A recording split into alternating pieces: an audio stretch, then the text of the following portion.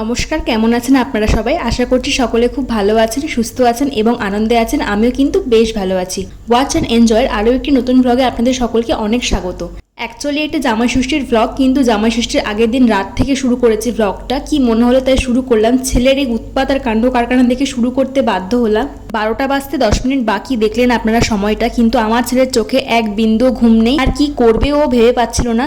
আর আমাদের প্রত্যেকের চোখে তখন এত ঘুম ছিল যে আমরা তাকাতে পর্যন্ত পারছিলাম না। সবার চোখে ঘুম, এন্টায়ার পুরো ফ্যামিলির চোখে, কিন্তু ওর চোখে ঘুম ছিল না। রাত 9টা সাড়ে 9টায় ঘুম থেকে উঠেছিল, তারপরে ওর একদমই ঘুম আসছিল না। আর সারা বিছানা দাপাদাপি করে বেড়াচ্ছিল। কি যে করবে ও ভেবেই পাচ্ছিল না অ্যাকচুয়ালি। আর আমার তো এখন সেরকমভাবে ব্লগ শেয়ার করা হয় না, যেটা আমি আগে কন্টিনিউ করছিলাম সেটা এখন করা হচ্ছে না। প্রথমত গরম, আর দ্বিতীয়ত হচ্ছে ছেলে যত বড় হচ্ছে দুষ্টুমি বেড়ে যাচ্ছে। তো যাই হোক, পরের দিন থেকে ব্লগটা শুরু করছি। ভাই ঘুমাচ্ছিল, 8:30 মতো বাজে, আর ছেলেকে নিয়ে এখানে পায়চারি করছিলাম। আর ভাবলাম একটু ভিডিওটা স্টার্টও করে ফেলি। সকলকে জানাচ্ছি গুড মর্নিং। তো উঠেও পড়েছে এখন, এবার ফ্রেশ ট্রেশ হয়নি। দিনটা ছিল জামাই ষষ্ঠীর দিন, কিন্তু ব্লগটা আমি অনেকটাই লেট পোস্ট করব আর কি। তো ফ্রেশ হয়ে এসেছি, এবার দেখছি ছেলে এখানে খেলাধুলা করছে। ও নানা রকমের অনেক রকমের খেলনা আমি রেখে দিয়েছি ওই প্লাস্টিকটার মধ্যে। সাদা যে প্লাস্টিকটা আপনারা দেখছেন, এই যে দেখুন, খেলনা ছড়াছড়ি সারা বিছানায়। আর ও যতক্ষণ জেগে থাকে ততক্ষণ এইরকমই ছড়ানো ছিটানো থাকে। তারপর যখন ঘুমিয়ে পড়ে তখন আমি আবার গুছিয়ে রেখে দিই। তো মা যেরকম সকালবেলা পুজো করে আর কি, সেরকমই পুজো করে নিচ্ছিল প্রতিদিনের মতোই। তো জামাই ষষ্ঠীর দিনও সেরকম ব্যতিক্রম কিছু ছিল না।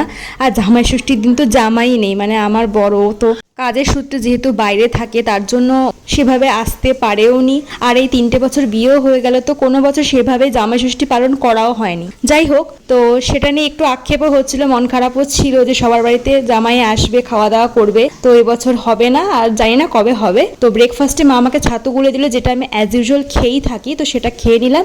আর ওইদিকে রান্নাঘরে গিয়ে দেখি মা প্রেসার কুকারে ছেলের খিচুড়িটা বসিয়ে দিয়েছিল। আর আজকে আমাদের রান্নার শো স্টপার হচ্ছে মাটন। আর আমার মা যেভাবে মাটন বাড়িতে রান্না করে সেই রেসিপিটা কিন্তু অলরেডি আমি আমার চ্যানেলে আপলোড করেছি, আপনারা চাইলে অবশ্যই চেক আউট করতে পারেন। তো মাটনটাকে এখন মা ভালো করে ম্যারিনেট করে নিচ্ছে সমস্ত মশলা দিয়ে, যেটা মা অ্যাজ ইউজুয়াল করেই থাকে। মাটনটা ভালো করে ম্যারিনেট করে এখন রেখে দেবে মোটামুটি 15 মিনিট কি 20 মিনিট, কারণ হাতে সেরকম একটা সময় ছিল না।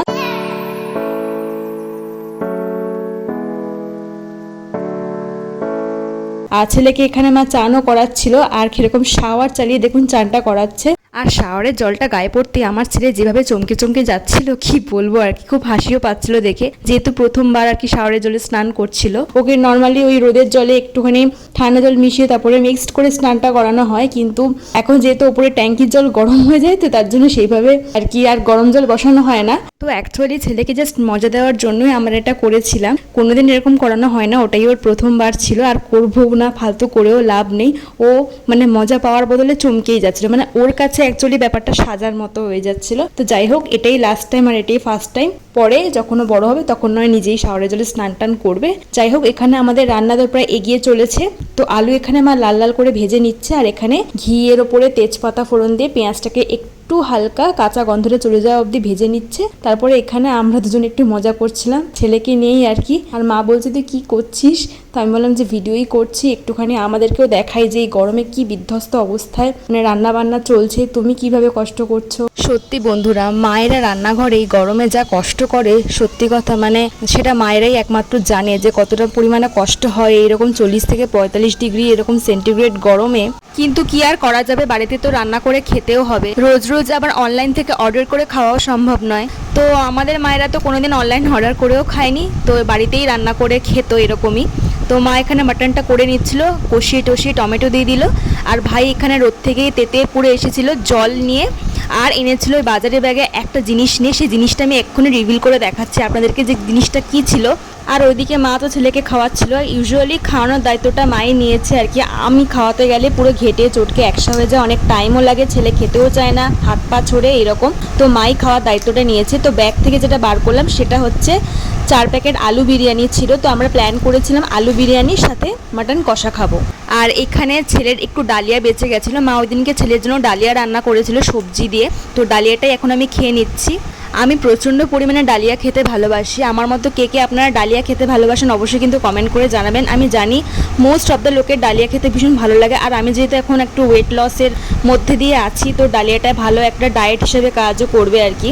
তো ডালিয়াকে ওয়েট লসের খাবার হিসেবে রাখা যেতেই পারে। ডালিয়া খেয়েছিলাম, কিন্তু ওই দিনকে চিটমিল হয়ে গেছিলো। মার ওইদিকে মাটনটাও রান্না হয়ে গেছিলো, একটু এক ঝলক আপনাদেরকে দেখিয়েও দিলাম। আর এখানে আলু বিরিয়ানি আর বড় বড় আলু দিয়ে মাটন কষা নিয়ে বসে পড়েছিলাম। ব্যাপারটা হয়েছিল মা অতটা ঝোল করেন আর কি, একটু গ্রেভি গ্রেভি করেছিল, যেহেতু বিরিয়ানি দিয়ে খাবো। তো মাটনটা এখন ছিঁড়ে নিলাম, খুব নরম হয়েছিল। মাটনটা নরম হয়েছিল, কিন্তু চর্বিটা এমনভাবে স্টাক হয়েছিল আমার ছিঁড়তে একটু প্রবলেম হয়ে গেছিলো তখন। তো আলুটা একটু ভেঙে নিলাম আর মাটন একটু নেব আর পেঁয়াজ দিয়ে এখন মুখে গড়াসটা নেব, জানি অসম্ভব ভালোই লাগবে।